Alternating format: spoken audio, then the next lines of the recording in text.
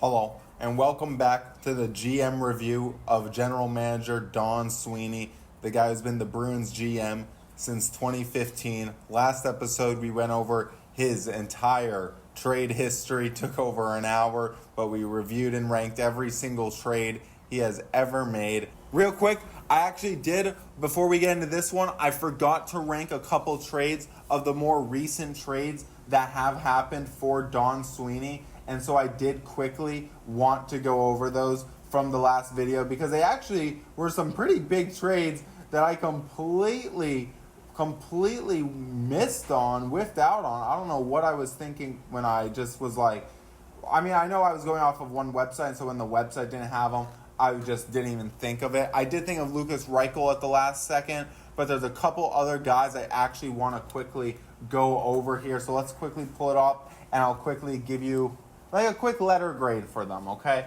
So, first one here, Lucas Reichel for the 6, I already did. Jeffrey Vale for a 4th. The fact they got a 4th out of Jeffrey Vale, beyond me. I'd give it a B trade off the rip. Let's see, trading down. Obviously, you don't know what's going to end up happening with the picks, but the concept of trading away a 3rd to get a 3rd and a 4th back and only moving down 10 spots, not too shabby. I'd give it a C. I'd give it a C plus because they also added there. 4th round pick swap. That's just a straight C. That doesn't matter. Maybe it changes later on. Who knows? Victor Soderstrom for a 7th. I think the fact that he's a fringe NHLer and can be a good depth defenseman, didn't crack the lineup, but still just that for a 7th, I think is a good trade. And Ryan Matt, I don't really care about that though. Let's see. The other ones. Oh, and the big one. Victor Arvidsson for a 5th round pick. This one's a literal A. He was a damn near 50-point man, over 20 goals, already producing big time for the Bruins in the playoffs. I don't know what Edmonton has been thinking with Victor Arvidsson. He's always been a nice little goal scorer, and the Bruins were able to get him for a 5th round pick. The second they made this trade, there were talks that the Bruins, this was a perfect trade for them because they're going to be able, if they're bad, they're going to flip them at the deadline for at least a 2nd. It was like immediately, the second they made the trade, it was like they won the trade. So that one's like a B plus A trade for me. And then I think that's all the trades that I missed. Yeah. Well, there's also these last two. These two didn't really matter. So with that being said, guys, enjoy the rest of the video where we go over the draft history of Don Sweeney as we continue this GM review. And in this one, we are doing the same thing, but instead we are going over his entire draft history, okay? So this is what we got going on for the actual tier list. These are how I decided to actually have the tiers. First tier we have a steal category, so if they were like a late round pick and turned into a star. A great pick if they were like a 1st round pick or a higher pick but they still exceeded expectations. Shows promise if he's a younger guy still and he hasn't quite broken through, but he has shown a lot of promise that he could be a guy at the next level. We have that category. Pretty good means that he didn't exceed expectations, but he was still a pretty solid player all around. He wasn't considered like a bust or anything. A reach just means he was still a solid player, but it was still a reach of a pick, so maybe he was more of like a 2nd round guy, but they took him in the 1st, something like that. Meh, you could kind of see as more of a reach, but I just think it's a little different than a bit of a reach. I don't know, maybe I don't even use that category, who knows. Bust, pretty self-evident. We're going to have a couple busts early on. And then no harm, no foul, because there are a lot of late round picks that are like 7th and 6th round guys in the NHL that don't really become anything, but you don't blame the GM for that. You might see a guy and you'd be like, damn, I wish they drafted him like Kirill Kaprizov 2019 goes in the 5th round. But you're not blaming your GM for drafting a guy that doesn't make in the 7th round. That would be kind of crazy, I feel like. So we have the no harm, no foul category, okay? Now, Don Sweeney, known to trade a lot of his draft picks. So he has 65 total draft picks. Now, looking at his actual, if we go over here, looking at his actual draft picks, I do just want to point out that some of these earlier ones we are not going to be going over. So some of the more recent guys like James Higgins, William Moore, Liam Pettersson, the guys of the last couple of years, last year, Dean Letourneau, I'm not going to rank them just because I feel like it's way too early to tell. They were just drafted. Most of these guys are still teenagers. The only guy that I could probably still rank is like James Higgins. Obviously shows a ton of promise. I mean, obviously. Dean Letourneau shows some promise. He was point per game last year at BC. So, obviously some of those guys have promise. But some of like the later round guys, it's like, how do you judge that? How do you judge some of the later round guys? I don't know. So, I'm just not going to. I'm just going to leave them as like to be determined. Who knows how they turn out? But James Higgins looks pretty solid. Dean Letourneau looks pretty solid. With that, let's get right into this and go all the way back to the very beginning. And let's just knock out the does not matters right away, okay? That being Jack Becker, Cameron Hughes, Jesse Gabriel. Those three guys, 4th, 6th, 7th rounders. Cameron Hughes actually did get some NHL play. He was a pretty solid AHLer, but still, they just don't matter. They didn't make a big impact, and they were late round picks anyway. So to me, it's no harm, no foul. So there's him, Cameron Hughes, and Jesse Gabriel. No harm, no foul. Now Dan Vladar gets interesting, because he didn't really break out with Boston. They didn't get a lot for Daniel Vladar when they sent him over to Calgary, as you could see from the trade history video we did. So, but I'm still going to be saying that he was still a pretty good pick. Just based on where he went, okay? He ended up going, where was he again? He was a 3rd round draft pick, and now he's a starting goalie in the playoffs, and clearly the starting goalie. He has been killing it in Philly, been on a heater. He was solid when he did get some little stints in Calgary, and he was solid in the AHL for the Bruins. So I'm going to say that he was actually a pretty good pick, okay? 2nd round, Jeremy Lazone. Now, he's not really ever been like a top 2, top 4 D-man or anything, but for a 2nd round pick, he's been a consistent NHLer, has been on some really deep playoff run teams. And so for Jeremy Lazone, I'm actually also going to end up giving Jeremy Lazone the pretty good tag as well. Next up on the list, Jacob Forsbacka-Karlsson, NHL 18, 19, 20 legend when he had that insane high shot frequency. Sadly, didn't have that in real life. He was, for a 2nd round pick, a guy who really didn't become anything. I don't want to give him that bust tag. I feel like that's a bit harsh. But, I mean, what else can you give a guy like Jacob Forsbacka-Karlsson? I mean, he's a 2nd round pick, so I feel like that's a lot to give up. I'm just going to rename Matt not that good, okay? But I don't feel like it's worth giving him the bust tag. Maybe that's just me being a homer and me having the NHL brain. You know, okay, he was part of the Dougie Hamilton trade. It went terrible. I'll just give it the bust. I'll give it the bust. Fine. I won't be the homer. I'll give it the bust, but I will still leave the category above it as not that good. Okay. Next, we have the big 3 first-round picks, okay? The most infamous first-round picks. Oh, wait, we have one other guy first. Brandon Carlo. A guy who would later go for a first-round pick and Fraser Minton. A guy who was a big-time top 4 D-man. Had some concussion issues, but still, when he plays, he's a presence out there at 6'5", like 230 or something. He's a big boy defender. Was always a big fan of him. As long as we've had him, I've loved him. And he kind of, not really because of, Thomas Chabot was there, but he did kind of make up for the fact that they did miss on Jacob Zaboral, who we will get to in just a second. I'm going to say Brandon Carlo is unironically a great pick. 2nd round guy that ended up becoming a great defenseman that they ended up getting 1st round pick and Fraser Minton out of. So clearly he was worth much more than where he was actually picked. I'm not going to quite give it the steal rating.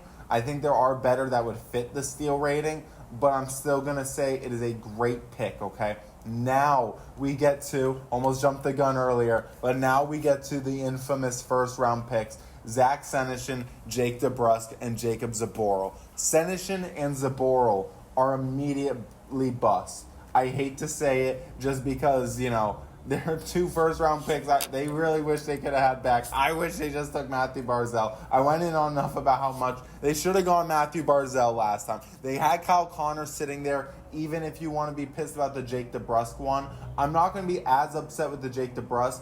I'm even going to give the Jake DeBrusk pretty good. For a mid-first round pick, he ended up being a pretty good top 6 forward. Yeah, he had some issues with Bruce Cassidy. You could argue Bruce Cassidy was fired because of Jake DeBrusk, but the Bruins ended up breaking the regular season record without Bruce Cassidy.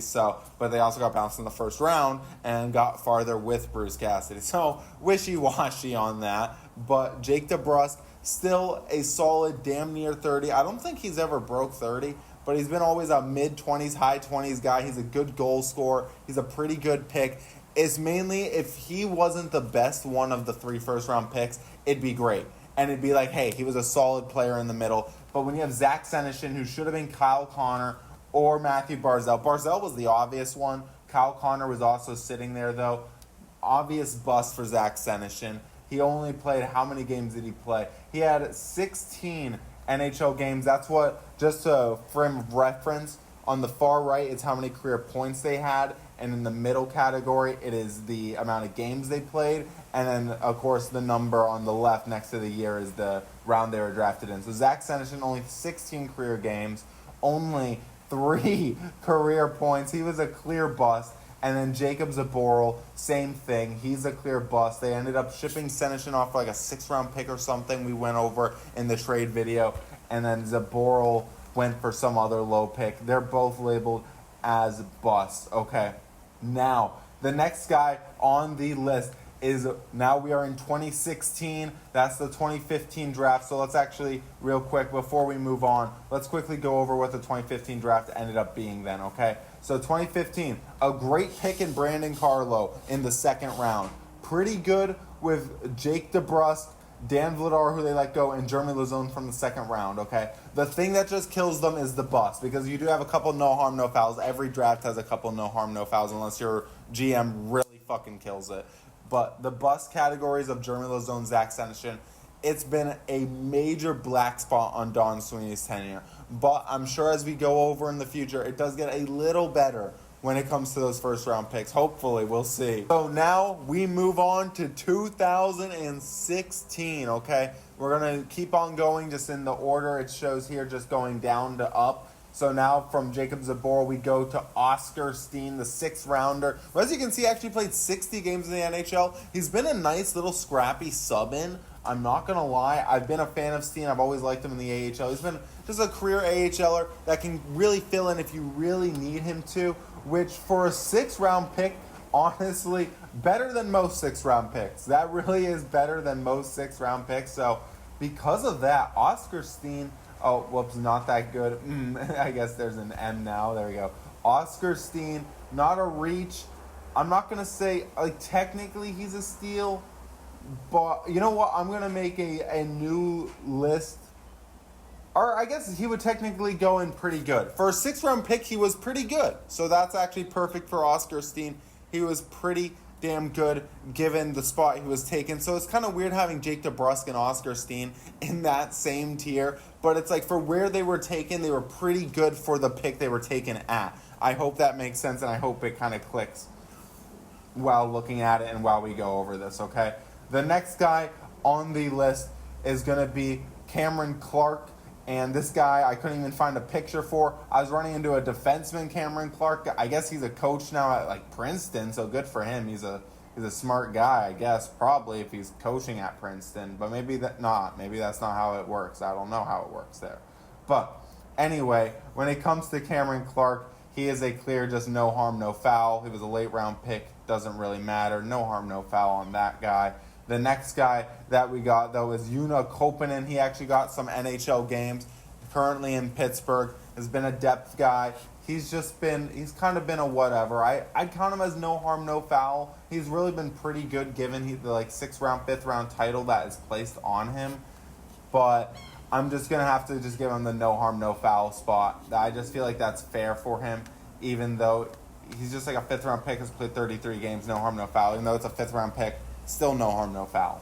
The next guy, Ryan Lindgren. This is a weird one because I would say he's a really good defenseman, and he's a solid defenseman, and he was just a 2nd-round pick, and he's played damn near 500 career NHL games. By the time he retires, he will be at that 500 career game NHL mark, obviously.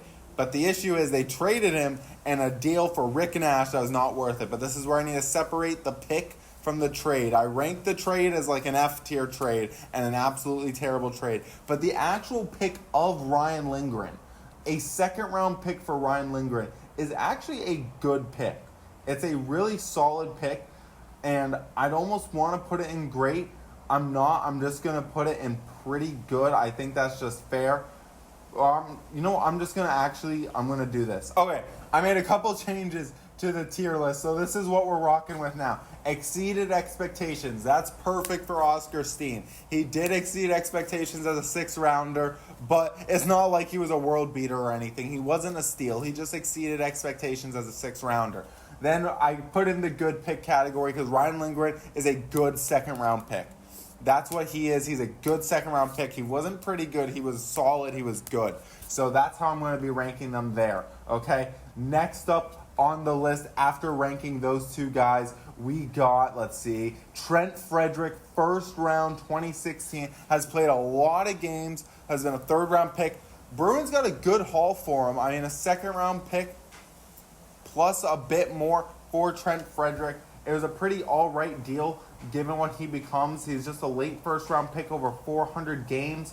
Where do I rank Trent Frederick with his production? I mean, based on what they gave up. Now, if you're ranking on how he's been in Edmonton, not that good. But he was actually pretty good in Boston. They got about equal value for where they took him in the draft compared to what they were able to get when they traded him. And he was on some pretty good playoff and regular season teams. He was a force in the bottom 6. He was pretty good. I won't say, you know what, I'm going to give it a slight reach. He's not going to be a 2nd line player for you, which if you're a 1st rounder, even if you're a late 1st, you're hoping he can be at least a top 6 forward. I would assume. I know sometimes it's like, you get a big guy that you kind of expect to be in your more bottom 6 spot. Edmonton overpaid him at that $3.5 million cap hit for that many years and the no move clause and all that. I'm going to say he was a bit of a reach, but he was still a really solid player even for being a reach, okay? It's one of those weird ones where, you could say he was a reach, but I still like him as a guy for a bottom 6, even though he's slightly overpaid. I'm just going to leave him in reach and move on because that one's a toughie for me. That one's a toughie. This next one, Charlie McAvoy, not a toughie at all. Charlie McAvoy, absolute superstar, okay? I'm going to say great pick. I'm not going to put it quite in the steal. Well, you know what?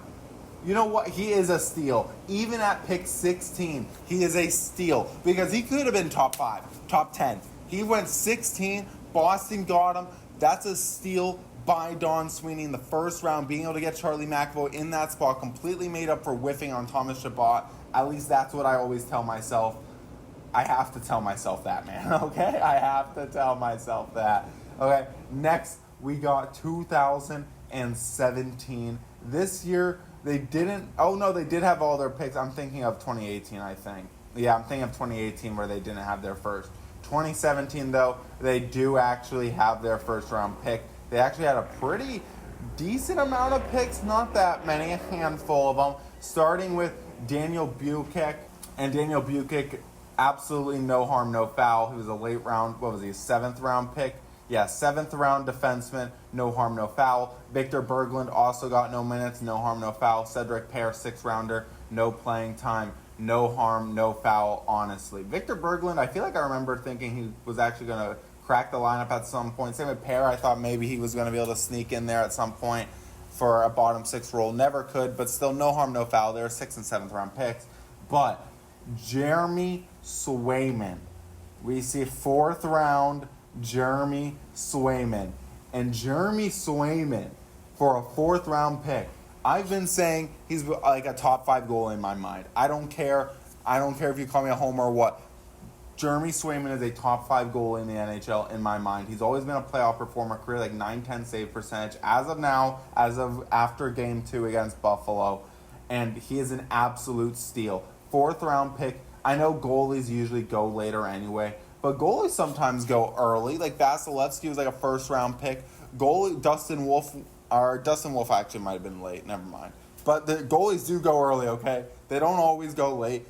And as we'll see, we'll have some goalies later on that don't end up making it. So Jeremy Swayman, absolute steal by Don Sweeney, absolute superstar. That was a great pick from him. Incredible pick by him in 2017 to get Jeremy Swayman, to get the goalie of the future for Tuukka Rask, to replace Tuukka Rask. Because this is also when Tuukka Rask was starting to get old. Okay, Tuukka Rask was in his mid-30s. He needed to hit on a young goalie, and he hit on a young goalie with Jeremy Swayman. Next, second-round pick, Jack Studnicka. They ended up shipping him off to Vancouver for, Joel Myrenberg, I think was his name. I think his last name was Myrenberg. I forget what his first name was.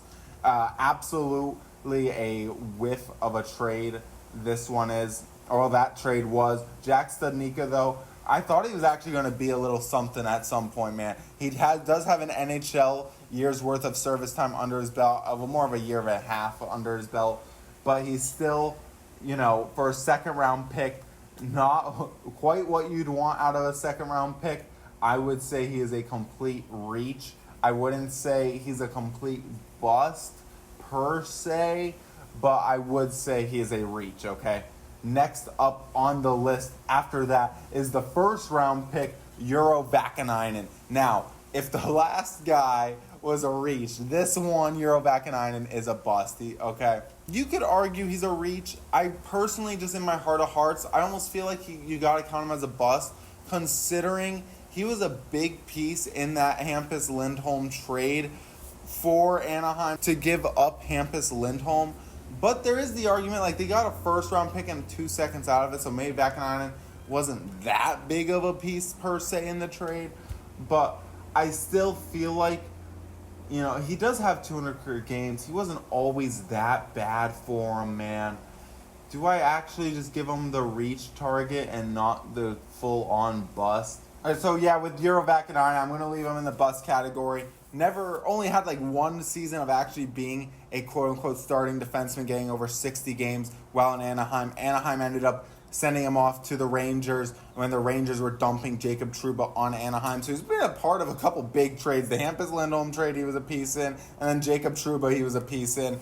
But he has never really lived up to any of the first-round hype that he had at one point to be a big part of the Hampus Lindholm trade. So for that, Euro Vakanainen, pure bust. But Don Sweeney did get value out of him. So for that, you could say, you could give him brownie points. I would say the brownie points comes from his actual trade category that we did in the last video. And in this category, when we're just looking at the draft, Euro Vakanainen is a bust in pretty much all accounts of the word bust, okay?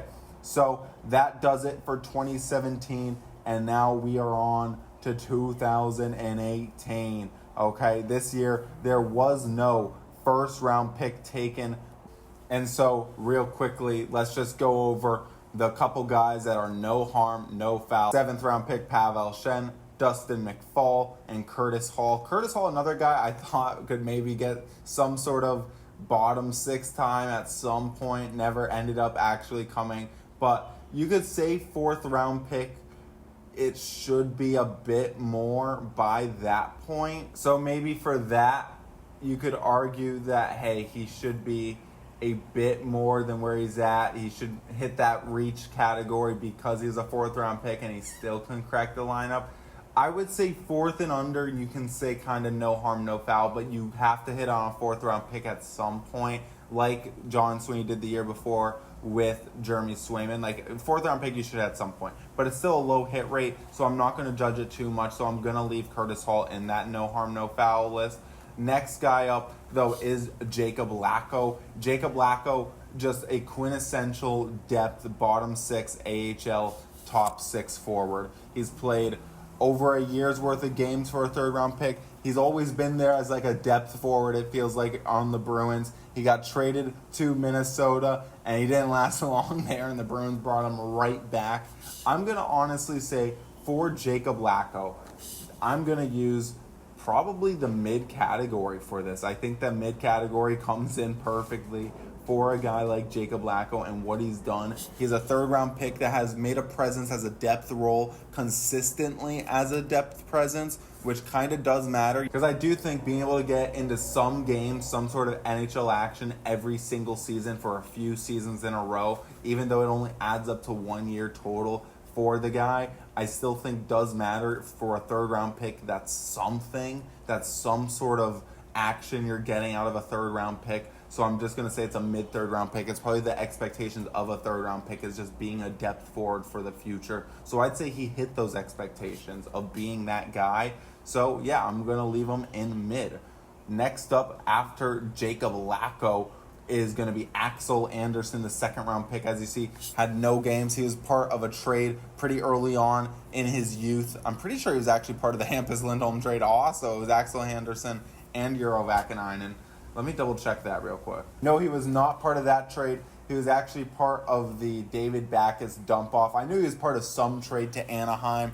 They've done quite a few trades with Anaheim. I get them mixed up sometimes. But yeah, he was part of the David Backes dump, and he never played a single NHL game. He was a complete bust for a second round pick even. But like I said, Don Sweeney got him out of there in a trade that didn't bite him in the ass because that first round pick didn't become anything for Anaheim. And so being able to get all that dump off, just getting rid of David Backes and it not hurting you in any sort of way is nice. But the actual draft pick, I do have to say, Axel Anderson can be deemed as a bust, okay? So that does it for 2017. I didn't really do the recap after 2016, so let's just do a little recap real quick.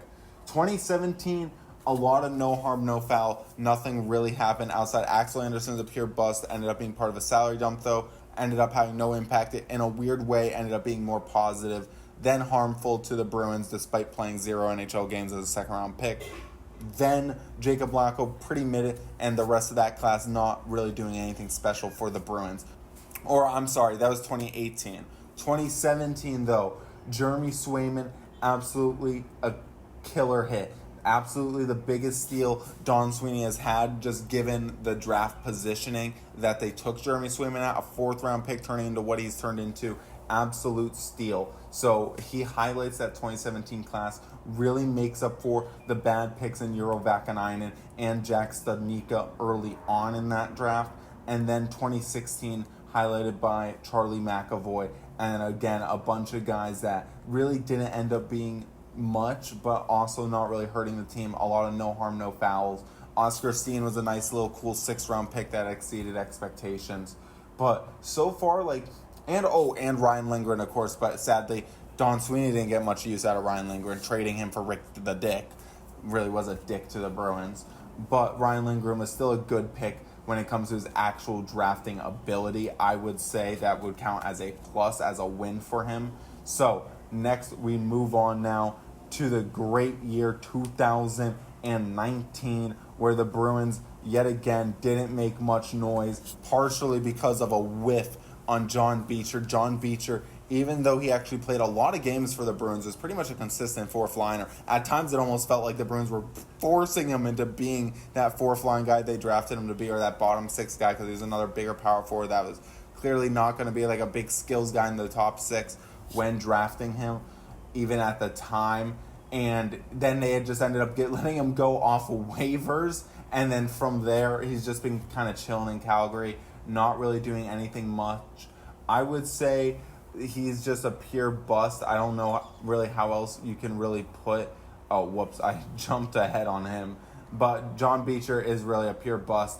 The rest of the guys, though, from this draft class, I would say pretty much are no harm, no foul. They're all later round picks. I mean, like Jake Small's 7th round pick. Matthias Menkivi, never even heard of, honestly. 6th round pick. You got Roman Bykov, 5th round pick, no harm, no foul. Quinn Olsen, 3rd round pick that gets no playing time at all. That one kind of sucks as a 3rd rounder, but 3rd round's not too bad. I'm going to give Quinn Olsen the reach. And then the other ones I'm going to say were no harm, no foul. I feel like that's fair to the rest of the guys. Like, they're 7th and 6th round picks. But Quinn Olsen, you can say there was definitely more expectations on a guy like him. And I'm realizing I might have gotten the wrong picture for Quinn Olsen. But, oh well. Quinn Olsen, reach either way. It doesn't matter. Next, we go on to 2020. And 2020, I'm pretty sure is another year where they don't even have a 1st round pick. Oh, real quick. Whoops. I forgot to switch back to the tier list. So there they are in the no harm, no foul. No harm, no foul is honestly the biggest category here for this section. But that's just the way it is when drafting. You have a lot of late round picks where it's like, hey, you're probably not going to hit, especially when the Bruins were buying and trading away picks. A lot of the picks you are going to have are going to be later ones where it's like, it sucks you didn't really hit, but it's like, it's just a 6th-round pick. But yeah, 2020, there is no first-round pick. So we just have 4 first-round picks to go over in 2020. Firstly, with Ryan Duran. He's been a nice little depth forward. Got a couple games there in the NHL. Has been mainly an AHL guy, though. Honestly, another no harm, no foul. You could say he was a good pick considering he's actually been able to crack some sort of NHL lineup. I would still consider him no harm, no foul. Same with the next guy, Langenbjerner. No harm, no foul. Same with, honestly, the next guy, Trevor Kuntar, also. Just all these guys, because they're all late-round picks. I mean, 6th round, 5th round. Or actually, Trevor Kuntar, 3rd-round pick, I'm going to go with a reach then. 3rd-round picks getting, like, 0 game time. I can't say that's a good thing at all, and I can't say no harm, no foul. It's a 3rd-round pick. 3rd-round picks have some sort of value to them. Scott Lawton went for a 3rd-round pick to LA. Okay, like 3rd-round picks have value, so I'm going to go with a reach on Kuntar. And then finally, we have Mason Lohrei, the 2nd-round pick. And I'm going to say this is definitely a steal. I don't know if I want to go all the way and give it the steal rating, though. Definitely exceeds expectations for sure. I mean, especially he has shown a great offensive prowess. He needs to hone in on his defensive side. You know, it kind of sucks that a defenseman needs to hone in on his defense. But he's still been a great defenseman. He's a young defenseman. I don't like hearing him in trade rumors. I do like him here in Boston. He has definitely exceeded expectations as a 2nd-round pick, though. I would say what you would expect out of a 2nd-round pick, he has definitely become more than that. He's a consistent top 4 D-man for the Boston Bruins. There's been a couple times where he's gotten scratched or he's been moved down to that bottom pair. But for the most part, he's a pure top 4 D-man for the Bruins on a playoff team that had over 100 points this season. He has exceeded expectations, and he's been a great pick for the Bruins. So honestly, in 2020, he started off the decade pretty damn strong. Ended the decade weakly in 2019 with the John Beecher first, rebounded with Mason Lohrei in the 2nd-round pick. He honestly seems to hit more on 2nd-round picks than 1st-round picks, which is kind of crazy if you think about it. But next, we got 2021. Let me get this set up. There we go. Next, we got 2021, and we got a couple late-round picks. We have a 1st-round pick, though, in 2021 that it's an interesting one. But first, let's just quickly go over the no harm, no fouls, that being Ty Gallagher, Andre Gassau, and Ryan Mast. Oh, and Oscar Jelvik. Oscar Jelvik, though, real quickly on him. Well, Ryan Mast also. Ryan Mast, I thought maybe could hit some sort of 7th D kind of spot, top 2 AHL spot. Not looking like he's ever going to be that. And then also Oscar Jelvik, actually point per game at BC, but he seems to be opting to go just to free agency, so maybe he'll end up getting some NHL action. He apparently really wanted to get NHL action this year, and the reason why he's leaving is because the Bruins aren't guaranteeing him NHL action. I don't know why the Bruins would guarantee him NHL action. I mean, James Hagens barely cracks the lineup, so Oscar Jelvik definitely isn't going to crack this lineup at this time, but he does seem to be a really solid player. I wish he would stick around a little while longer. I do really like him. I almost want to give Oscar Jelvik the show promise category because of what he can do and has done at BC, even though he's a bit older. But before we do that, let's just quickly throw in some of these no harm, no fouls. Ryan Mast, no harm, no foul. Oscar Jelvik, I want to give him something, like, I want to say show promise, but I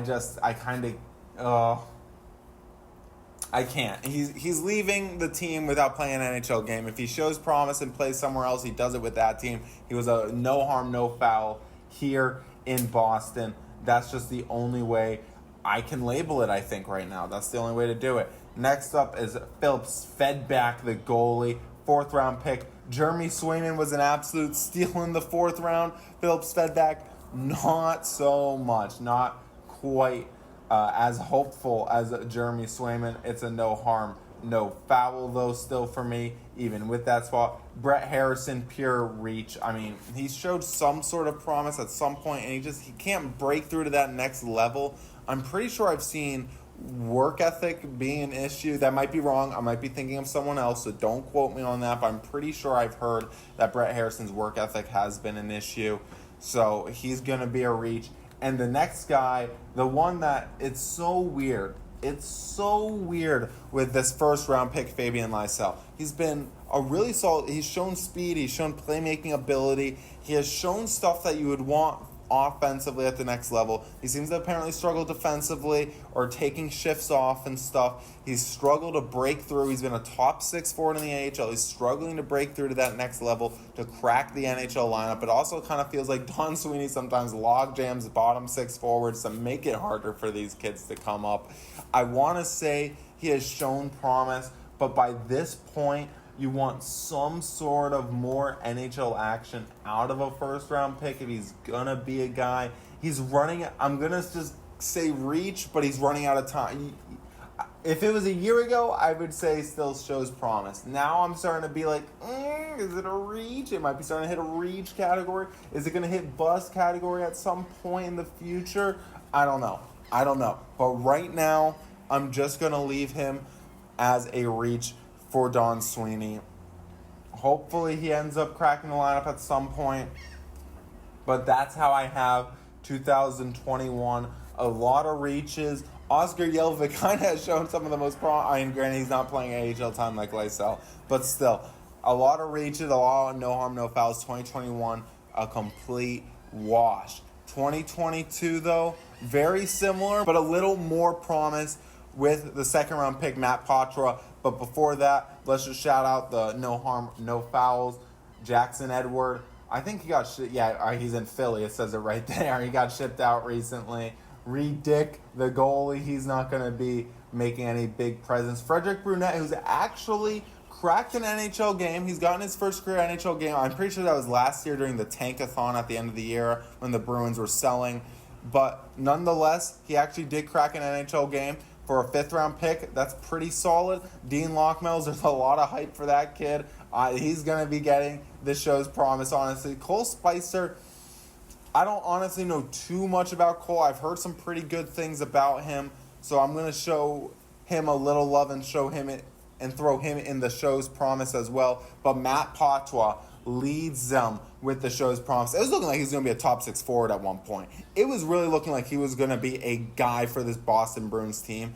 And then I don't know what happened. He's kind of just been kind of stunted ever since that time, since his rookie season. Hasn't been able to crack and get back into the lineup. I thought this year was going to be the year he was going to do it and definitely be a top 9 forward at the very least for the Bruins. He didn't, though. So I didn't know what to make of that. But Jackson Edward, no harm, no foul. Reed Dick, no harm, no foul. Frederick Brunette, you know what? For a 5th-round pick that has already cracked, granted, it was during a tankathon, but I'm going to say he honestly has exceeded expectations a bit. He's already shown that we can rely on him. Step in for a game or two. He's not bad in the AHL. Like, obviously, you don't want him in there every day, but I don't mind him being that depth guy, an AHL depth guy for the Bruins. And for a 5th, 6th-round pick, that's exceeding expectations if he's already getting playing time in his early 20s.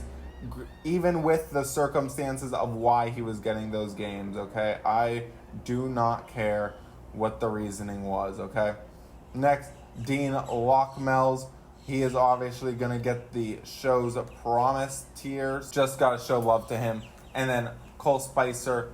I'm just going to say show's promise. He's too young. You could put him in like a too young to judge category, but I'm not going to do that. And then Matthew Patra is the definition of showing promise. Oh, fuck, I just lost him. Where'd he go? There he is. Okay, I found him. So Matt Patra, I'm also going to go and say shows promise. So that is how I have the tier list for those draft picks. Now, there are the last couple years that I'm not going over, but just to give a real quick rundown, 2023, there's no draft picks. They went all in. Christopher Pelosi, he could end up being a reach maybe. Oh, actually, you know what? Maybe Becca Hendrickson was the guy I was thinking of earlier when I said the work ethic thing. It's either him or Brett Harrison. It's one of those guys. It's a BH. I know that. Ryan Walsh. He could maybe be an AHL top 2, kind of be like another Frederick Brunette top guy in there as like a depth option, but really nothing special. 2024, Dean Letourneau looked absolutely terrifying, as in he was going to be a bust. He only had like 3 points his first year at BC. Second year, though, point per game. We'll see how he goes next year. Maybe they'll call him to like the AHL. I don't know. I'm pretty sure he can make that transition. I'm always a little wonky about like the AHL ruling, but I'm pretty sure it's only the CHL that has those kind of weird rules with the AHL. So maybe he moves to the AHL next season. He does look like if he could be a Tage Thompson light, that could be an incredible draft pick. The rest of them are probably going to be no harm, no fouls. I mean, I don't know much about those guys. And then, of course, this year, you had James Higgins and William Moore be 2 top-tier picks. Liam Pettersson, I don't know too much about on the defensive side. I'm pretty sure he was a bit of a reach at the time, if I'm remembering right, from the pre-draft mocks and everything. But William Moore and James Higgins, I am very excited about. So real quickly, before I end it and I cap it off, let's quickly go over the highlights and the lowlights of Don Sweeney and kind of break down the final ranking. There are a lot of no harm, no fouls. It would be cool if you had a couple more of the later round guys that actually become something. And you do have Oscar Steen, who's in this exceeded expectations category. And then you got like a Jeremy Swayman in the steal category. But a lot of the late round picks, it really does feel like Don Sweeney's just whiffing on all of them. But most GMs are with their later round picks. It is a lot harder to hit on late round picks in the NHL than it is in like the NFL, let's say. Okay.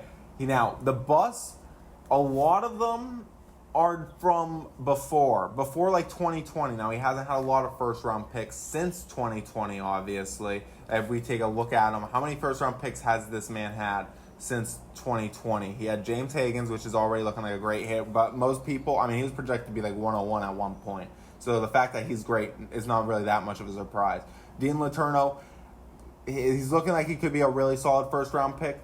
And then Mason Lohrei and Matt Patois were 2020s, but they weren't firsts. And then it's Fabian Lysell in 2021. So the only bad first round top 60 pick, I would say, in the last 5 years. If you're going the last 5 years, there's only one of them that I would say is actually a bad pick, and that is going to be Fabian Lysell. And Fabian Lysell, I almost feel like it's almost like a team thing, where he should have gotten a chance by now to at least show some offensive prowess at the NHL level, but because of the defensive slacking, they're holding him back, which, understandable, it's fair, he should play both sides very well, but, you know, at some point as a first-round pick, you got to at least see what you got. They kind of saw what they got with him last year. He did play for like 12 games, got 3 points, got his first career goal. Still, so I think that's a really important thing to keep in mind when we're talking about Boston, Don Sweeney accumulating the newer first-round picks, like the one from the Marchand trade and the one from the Brandon Carlo trade, is that more recently he has been hitting.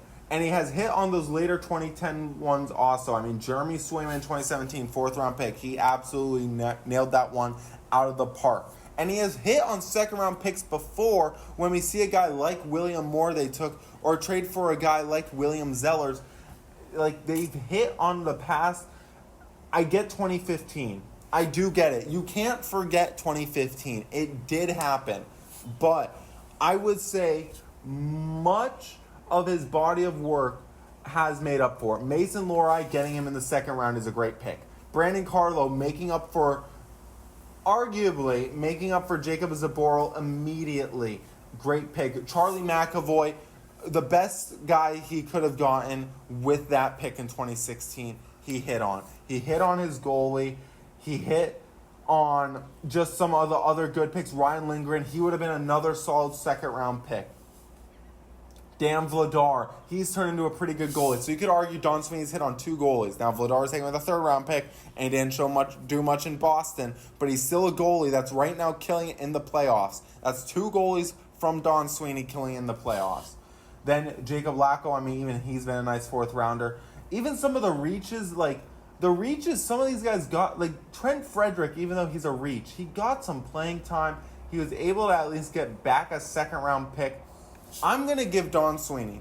Now, if you want to be wicked harsh on his time in 2015 and on the Senyshyn and the Jacob Zboril draft picks that are sitting right here in the bust category right next to each other, and you want to get mad at like the Euro Vakanainen, even though that guy would end up being moved in a salary dump trade trying to unload that David Backes contract that ended up not biting him in the ass, or some of the other ones like Axel Anderson, who also got traded away and didn't bite them in the ass. That's the other thing. Don Sweeney, luckily, for the most part, outside of Senyshyn and Zboril, who he saw out and just was like, damn, those were whiffs. He also kind of moved the guys that ended up being the bust. He moved them relatively early while they had a little bit of value left to them or could actually be used for something, like having one be a part of the Hampus Lindholm deal, making sure that he shipped a guy out who he knew, who at the time showed a little promise and was like, man, are they giving up a guy who's going to be an NHL defenseman, who he either got lucky or actually did see the foresight was not going to be the guy. So overall, I gave his trading like a C+, B- ish. I'm going to give his drafting I'm going to give it a B, B+, okay? You could say, if you were on to say C+, B- because of the 2015 whiffs and hold him accountable that much for him, I get it. I truly understand, and I'm not mad. I'd put that in no harm, no foul, okay? I'd put that take in no harm, no foul. But just based off of everything else, the way he's kind of recovered, the way he's been able to hit on draft picks since, hitting on his second-round picks, which is honestly one of the most underrated things for that he's been able to do, is hit on second-round picks, or at least get guys that show promise in the second round, like Patra, Lohrei, Brandon Carlo. Those guys have been key pieces to his Bruin teams, have been his second-round picks. From trading away those first-round picks and being able to still do damage in the draft does matter. So I'm giving him a straight B, B+, / somewhere in between B and B+. Can't give him the A's because he does have the bust from 2015 and a couple of the other ones like Axel Anderson, Vakanainen, or like Fabian Lysell even in the 2020s. 2020s really is making up for his 2010s, his mid-2010s. So, guys, that's it for me. Thank you. Let me know what you guys think of the list, if you guys agree with my placings, if you would have them any different, how you would rank Don Sweeney as a drafter, if you think I overrate him as a homer, or if you think I actually underrate him and am actually too harsh on him, which I honestly don't think I am at all. But, guys, thank you guys for watching again. God bless. See you in the next one where we go over the big one, all of his big signings. That's going to be a long one.